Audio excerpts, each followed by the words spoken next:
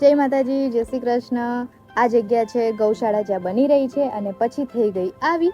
કેવી લાગે છે? હાલ બોરનું કામ ચાલુ છે અને બોરનું કામ કર્યું તેના પછી ખાતમુહૂર્ત તેનું કર્યું। બોરનું ખાતમુહૂર્ત કર્યું કારણ કે બધું જ કામ આપણે પૂજાથી જ કરવું જોઈએ અને આ જ પાણીથી આપણે ગૌ માતા માટે પાણીની વ્યવસ્થા કરવાની છે। આ ગોગા મહારાજનું ઘર ને તે આપણા ગૌશાળાની બાજુમાં। કેવું લાગે છે?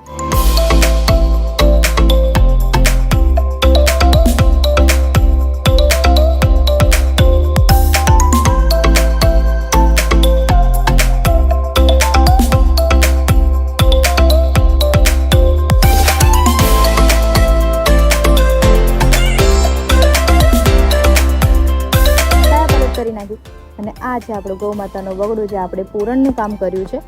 કેવું લાગે છે કોમેન્ટમાં જરૂરથી કહેજો।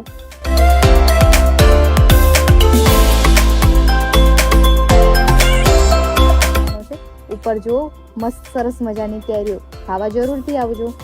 અને આટલી બધી ગરમીમાં આપણા ભાઈઓ કામ કરી રહ્યા છે કારણ કે ગૌ માતા માટે કામ કરવાનું હતું એટલે કે રાત દિવસ જોયા વગર, ઠંડી ગરમી જોયા વગર અમે કામ કરીશું।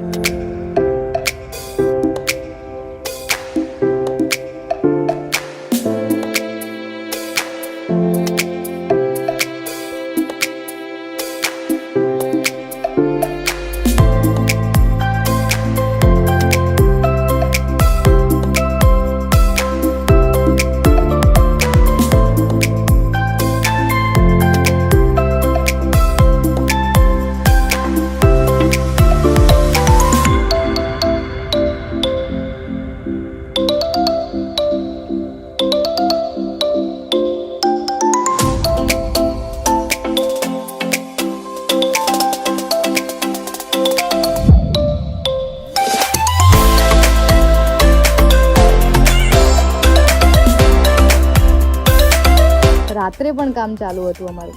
રાત દિવસ મહેનત પછી સરસ મજાનું કામ ચાલુ કર્યું કારણ કે ગૌ માતાનો વગડો ઝડપથી કામ બનાવવાનો છે, એમના માટે ઘરની વ્યવસ્થા વહેલી કરવાની છે અને બધાની રાત દિવસની મહેનત પછી આપણે તૈયાર કરી દીધો શેડ અને શેડ બનાવ્યા બાદ એમાં કલર કામ પણ કરી દીધું અને કલર કામ કર્યા પછી એ આવું દેખાય છે।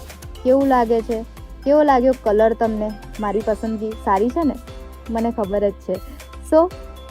અરે સવારે પતરા પણ લાગી ગયા કલર સુકાઈ ગયા પછી અને પતરા લાગી ગયા પછી તેની અંદર અમે શું કરાવ્યું છે જોવા માગશો તો જોઈ લો।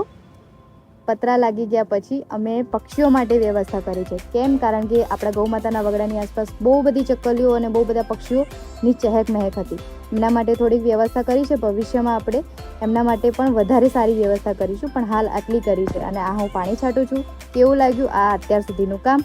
જય ગૌ માતા ગોપાલ, જય શ્રી કૃષ્ણ।